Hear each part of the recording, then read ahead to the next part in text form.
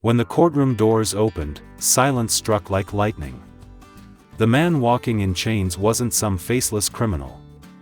He was the architect of a billion-dollar empire, Magnus Hale. Cameras exploded in flashes as he took his seat before the judge, his once impeccable suit wrinkled, his gaze hollow. The same man who built 15 towers across 5 countries now waited to see if his kingdom would burn to ashes. And all of it began with just $150. Magnus Hale was once worshipped as a visionary, the kind of man who made nations kneel at the altar of his success. His company, World Trade Company, was a glittering symbol of global ambition. 15-story towers shimmered in the heart of major cities, 2 in every nation he touched, and 5 in his homeland. His life was legend: gold elevators, glass palaces, and a mansion in Paris so radiant that people called it Earth's paradise. But beneath the marble and music lay a secret that would destroy him. For every $500 salary his 2,500 workers earned, $150 vanished each month, deducted without question, without trace. Magnus told them it was for a retirement trust, a future savings plan, a noble cause.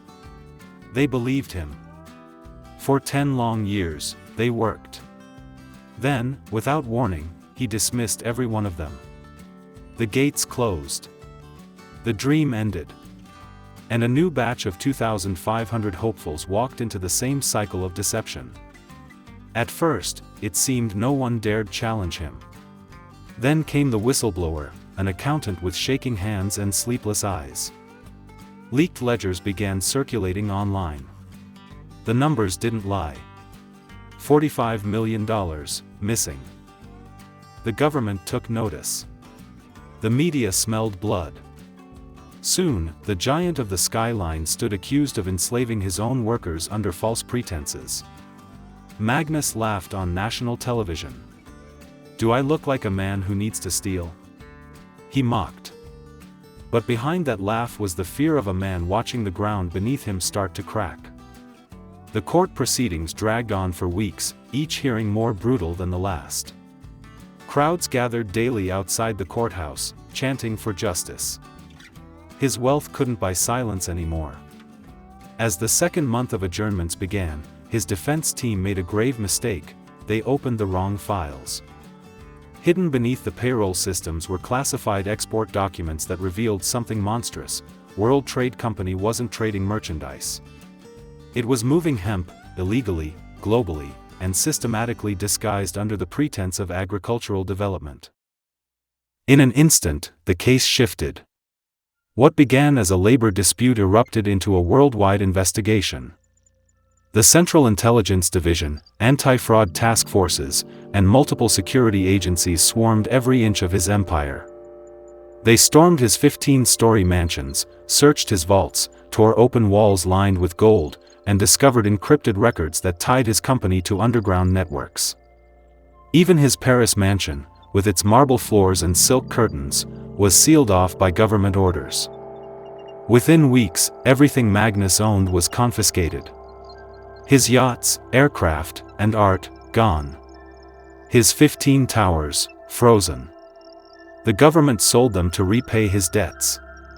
Banks that once called him a national treasure now hid behind their strong rooms, denying their ties. But it wasn't only Magnus who had deceived the system.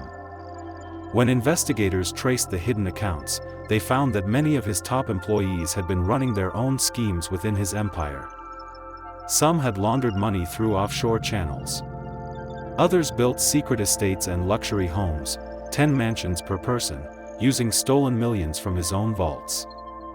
The irony was unbearable: while Magnus robbed them of hundreds, they robbed him of millions. For the first time, the world realized that no one in this story was clean. Not the workers. Not the banks. Not even the government that had once courted his power. Magnus' empire had become a reflection of human greed itself, a mirror that showed every participant their ugliest face. When the judgment day arrived, the courtroom overflowed. The judge's voice echoed through the silence. "The accused and the accusers are one." The statement rippled through the crowd like thunder. Magnus Hale wasn't being sentenced for theft anymore. He was being condemned for teaching the world how to steal. And so his empire collapsed, one tower after another, lights fading into the night like dying stars. The banks that once begged for his business now pleaded for mercy themselves, having invested billions in falsified accounts. Even the government found itself indebted to a man it now called a criminal. His frozen accounts became state property. His name was erased from buildings, contracts, and memory. The workers who once cursed him were stripped of everything they'd gained through deceit. That night, rain fell over the city, washing the glass towers in ghostly reflections. Somewhere, deep within the ruins of his empire, Magnus Hale sat alone, his hands trembling over an old ledger, the same one that had started it all. He smiled faintly, the kind of smile only a man who's lost everything can wear. And before vanishing into the night, he left behind a note. The world's greatest fraud isn't money. It's faith in men like me. The lights of his 15 towers flickered out, one by one, until the skyline became nothing more than shadow and silence.